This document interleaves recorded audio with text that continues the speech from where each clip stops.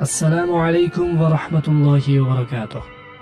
Kunlarimizni osuda o'tkazayotgan, faqat o'zigagina e'tiqod qiladiganlardan qilib qo'ygan Alloh subhanahu va taologa hamd va sanolar bo'lsin.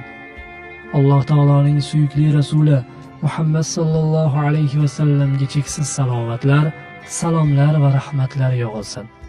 U zotga ergashgan yaxshi insonlarga Allohning rahmatlari bo'lsin.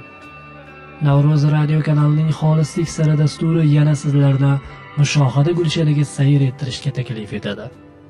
Dasturimiz orqali payg'ambarimiz Muhammad Mustafa sallallohu alayhi va sallam o'gitlari va u zotning hadislariga tayanib, olimlar tomonidan ma'lum qilingan gunoh kabiralar haqida hikoya qilamiz.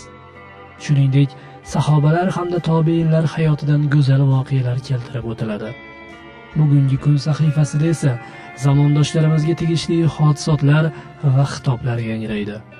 She'riyat bo'stonida sayr etib topganlarimizni esa hissiyot olamida ruknida tinglashingiz mumkin. Dastavval har doimgidek payg'ambarimiz Muhammad Mustafa sallallohu alayhi va sallamning o'gitlariga quloq tutaylik. Payg'ambarimiz o'gitlari.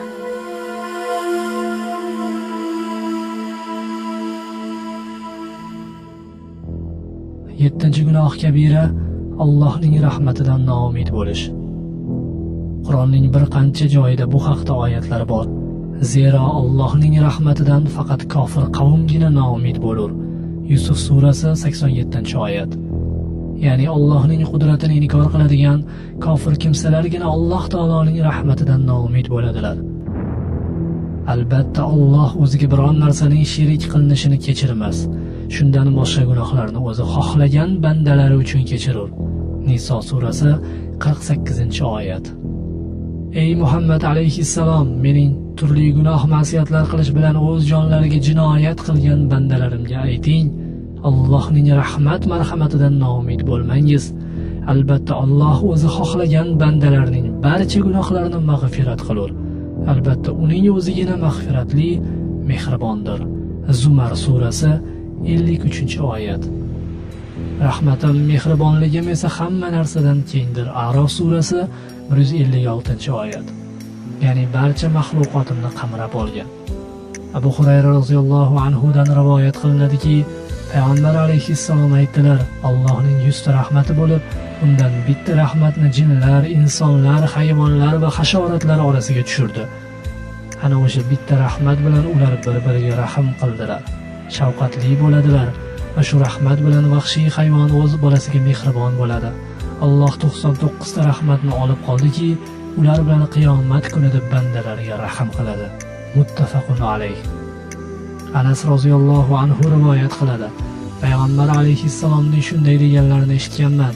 Alloh taolo aytdi: Ey odam farzandi, rahmatimdan umidvor bo'lar ekansan, sen tarafingdan sodir bo'lgan narsalarni kechiraman va hech parvo qilmayman. Ey odam farzandi, agar gunohlaring osmonga yetsa-da, so'ng mendan mag'firat so'rasang, seni mag'firat qilaman va hech parvo qilmayman.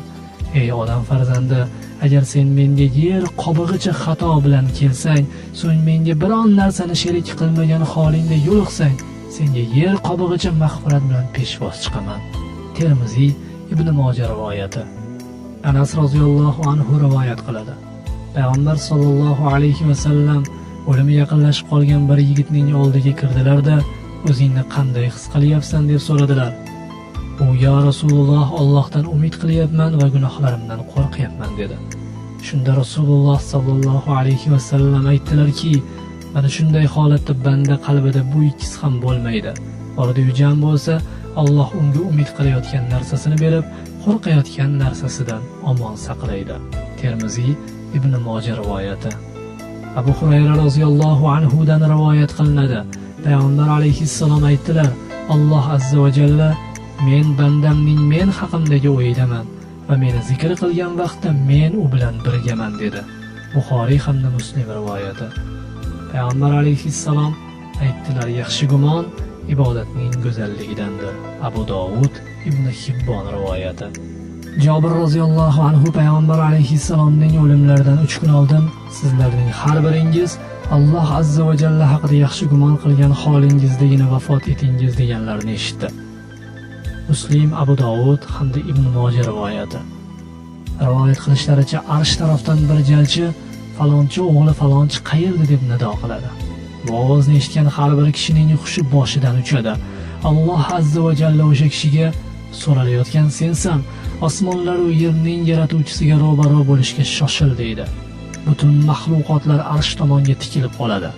Haligi kishi Alloh azza va jallaning huzurida hozir qilinadi. Alloh azza va jalla unga mahluqotlaridan to'sib turadigan nurini tushiradi-da, so'ng unga bandam, dunyo hayotidagi har bir amalingni ko'rib kuzatib turganimni bilmasmiding deydi. Banda bilardim, ey Rabbim deydi. Bandam, menga osiylik qilgan kimsalarga azobim va intiqomim borligini eshitmaganmiding? Eshitgandim, ey Rabbim. Ey bandam, menga osiylik qilding. Ey Rabbim, shunday bo'lgan edi. Bandam bugun meni nima qiladi deb o'ylayapsan? Ey Rabbim, meni afv etasan deb o'ylayapman. Bandam nimaga asoslanib meni afv etadi deb o'ylayapsan? Ey Rabbim, chunki sen mening gunoh qilayotganimni ko'rib uni yashirgan eding. Seni afv etdim, kechirdim, o'ylagan narsangni ro'yobga chiqardim. Kitobingni o'ng tarafingdan olgin. Unda nimaiki yaxshilik bo'lsa, uni qabul qildim va nimaiki yomonlik bo'lsa, uni kechirdim. Men saxiy, karim zotdirman deydi Alloh taolo. Parvardigora, mag'firat qilishga muhabbating bo'lmaganda edi, osiy kimsalarga muhlat bermasding. Afv va karaming bo'lmaganda edi, dillar osoyish topmasdi. Ey Allohim, albatta sen afv qilguvchisan, bizni afv qilgin. Ey Allohim, bizga rizo nazari bilan boq va bizni pokiza bandalaring qatorida qilgin. Jafokashlar orasida qilmagin. Ey Allohim, bizning orzu-umidlarimizni ro'yobga chiqargin.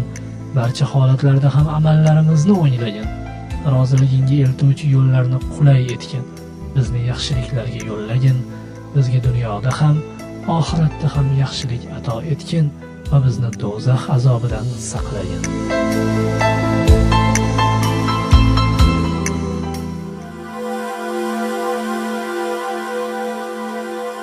Payg'ambarlar hayotidan saboqlar.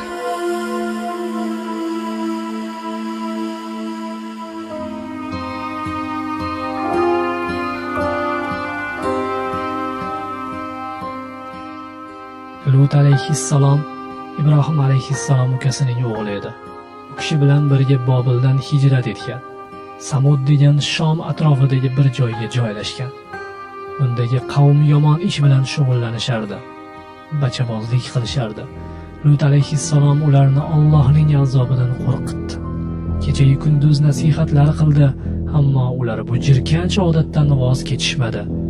Janobi Haq ularning ustiga tosh yog'dirdi. Qattiq zilzila bilan u yerni ag'dar-to'ntar qildi. Azizlar, jug'rofiya xaritasida qayd qilingan hozirgi Lut ko'li o'sha qavm mamlakatlari o'rnida hosil bo'ldi. Lut alayhissalom o'ziga ishonganlar bilan u yerdan ketdi. Qur'oni Karimda Lut alayhissalom va uning qavmi haqida bir qancha oyat karimalar bor. Ular bilan Alloh taolo insonlarga o'git beradi.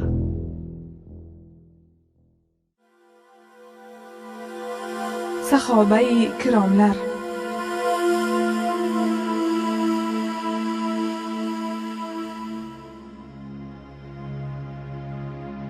Abul Hasan roziyallohu anhu rivoyat qiladilar.